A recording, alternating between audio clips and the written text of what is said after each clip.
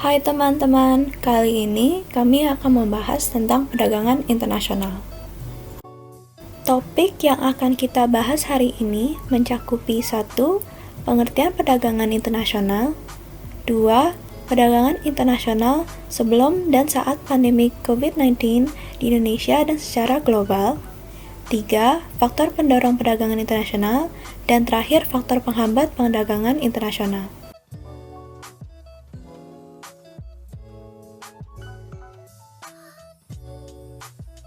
Apa sih perdagangan internasional? Perdagangan internasional adalah suatu kegiatan ekonomi yang dilakukan melalui pertukaran barang dan jasa antara suatu negara dengan negara lainnya. Sekarang, bagaimana kondisi perdagangan internasional dunia sebelum dan saat pandemik ini? Kita mengambil data neraca perdagangan negara Amerika Serikat dan China. Ekspor China turun 6,6% dibandingkan periode tahun lalu. Penurunan juga terjadi pada impor sebesar 0,9%. Ekspor dan impor negara Amerika Serikat juga mengalami penurunan.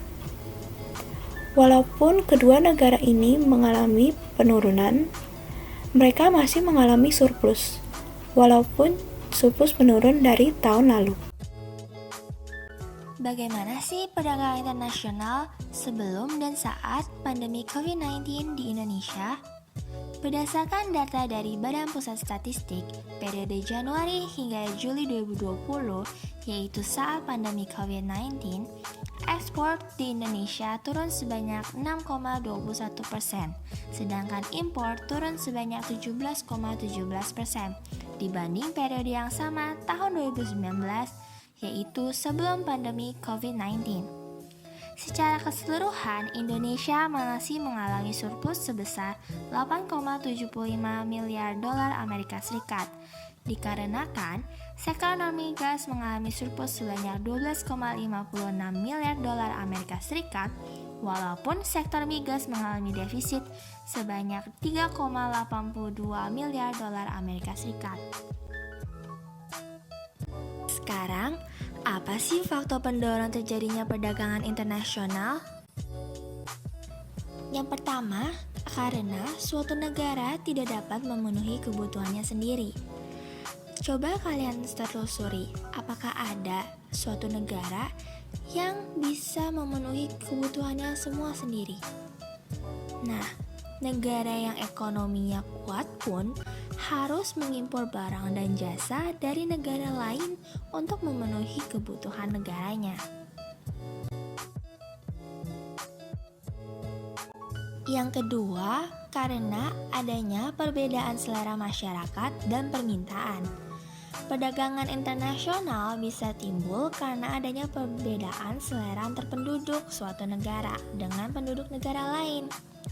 Misalnya nih, orang Australia lebih senang makan ikan dan orang Indonesia lebih senang makan daging sapi daripada ikan. Padahal Indonesia itu lebih banyak menghasilkan ikan dan Australia lebih banyak menghasilkan daging sapi. Oleh karena itu, lebih menguntungkan jika Indonesia mengekspor ikan ke Australia dan Australia mengekspor daging sapi ke Indonesia. Faktor pendorong yang ketiga adalah perbedaan sosial dan kebudayaan. Contohnya nih, di Indonesia itu kebudayaannya lebih ke bidang seni. Nah, Indonesia menjadi negara pengekspor kerajinan ukiran. Contohnya ukiran dari Jepara yang sudah terkenal ke mancanegara. Yang keempat, karena perbedaan sumber daya alam. Keadaan alam dan letak geografis suatu negara dengan negara yang lain pasti berbeda, sehingga SDA yang tersedia pun berbeda. Ini akan memengaruhi kekhasan produk yang dibuat oleh suatu negara. Misalnya Indonesia tanahnya subur, sehingga menjadi negara pengekspor hasil alam berupa kayu, karet, hasil laut, dan produk lainnya. Sementara di negara Timur Tengah menjadi pengekspor minyak bumi. Yang Yang kelima adalah perbedaan sumber daya manusia. Setiap negara memiliki sumber daya manusia yang berbeda karena mungkin tingkat pendidikannya yang juga berbeda, kualitas pendidikannya. Nah, kemampuan pengetahuan intelektual penduduk suatu negara memengaruhi jenis dan kualitas barang dan jasa yang dihasilkan. Keenam, perbedaan penguasaan teknologi. Misalkan negara Jepang yang selalu berinovasi dalam pembuatan mobil, sedangkan Indonesia yang belum mampu melakukan hal yang sama. Maka dari perbedaan itu, Indonesia akan lebih efisien untuk mendatangkan mobil dari Jepang.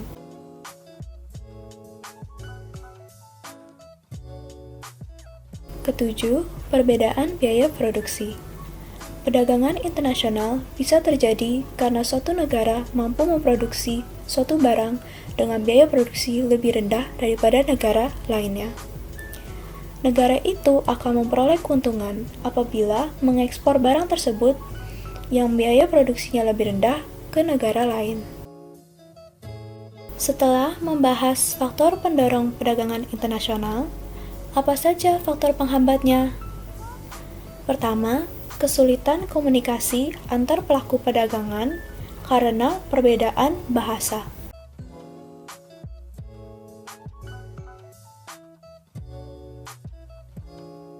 Kedua adalah perbedaan mata uang. Mata uang yang digunakan oleh setiap negara berbeda, sehingga mereka harus menyamakan terlebih dahulu nilainya dengan mata uang internasional, yaitu US dollar. Ketiga, kebijakan melindungi industri dalam negeri. Kebijakan pemerintah ini dapat menjadi hambatan baik dalam melakukan ekspor dan impor. Thank you for watching our video. Don't forget to check our other videos in this channel.